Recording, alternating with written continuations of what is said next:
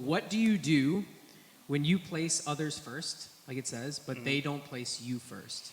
So they're being selfish, they're being whatever.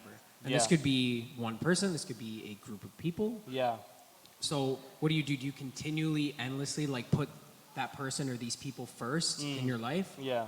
Even when they aren't doing it to you? Or like do you have to move on? Like yeah, what's some advice for someone in that situation? Great question, because this is actually where I think this is part of that, like, why we just kind of like get drained in trying to choose love. It's because it's not reciprocated. And in a perfect world, that's exactly how it should look.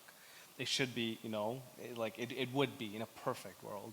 But that's the crazy thing about love. It's that the love of Jesus, and that's what we're called to, love like the way Jesus chooses to love. It's this heart of, I'm going to give without an expectation of anything back. When I choose to love my child, take that for example, there was nothing she was doing for me on day one. Nothing. She pooped. You want to call that a gift? Some type of gift, not a good one, I was just saying. Especially the meconium stuff, when they first get born, that stuff is nasty.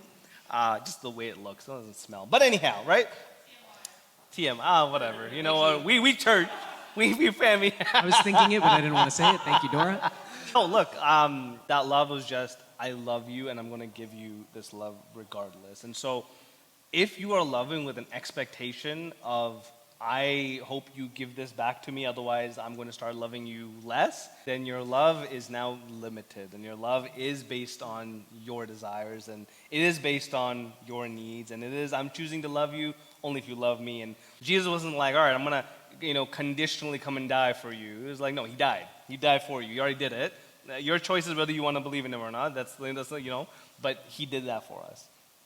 And so when it comes to then how we choose to love each other, it's as followers of Jesus, this is what we're called to imitate. This is what we're called to be like.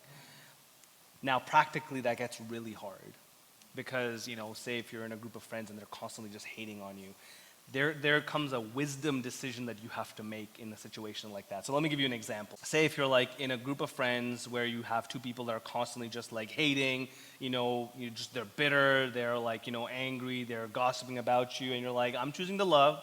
I'm not hating them back. I'm not spreading the gossip. I'm not, but wisdom decisions have to come to the place. One, have you had a conversation with them?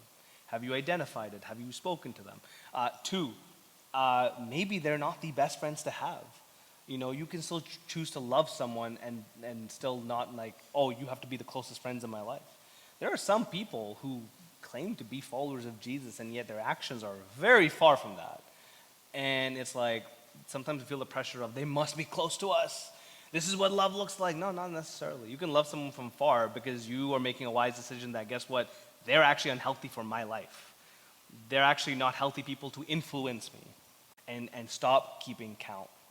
One thing, actually, one of the best pieces of marriage advice, and I know when it comes to married people, like, I'm speaking to basically maybe my wife here, but all of you are going to be married one day, so this is great advice, some of the best marriage advice I've ever gotten, and this is like relationship stuff, is that it's never 50-50. Whenever it comes to love, we always want it to be equal. Our hearts, especially when you get into it, just be equal, just be fair. I'm like, love is not fair. It's not. It's a choice of you willing to sacrifice regardless of what the other person says or does. Which is why which goes back to my point, which is why you need to know God's love. Because he doesn't expect anything from you, he just loves you. And so when you're receiving something like that freely, your heart then will be overwhelmed to say, I also want to give back freely. Hard in practice, but that's what we're called to. And when it comes to certain things, like, you have to make wisdom decisions. Like, don't just be in a very volatile, like bitter situation where the people around you are actually harming you and hurting you, and you're just letting them saying, no, but this is what love is. Not necessarily. So, yeah. Okay.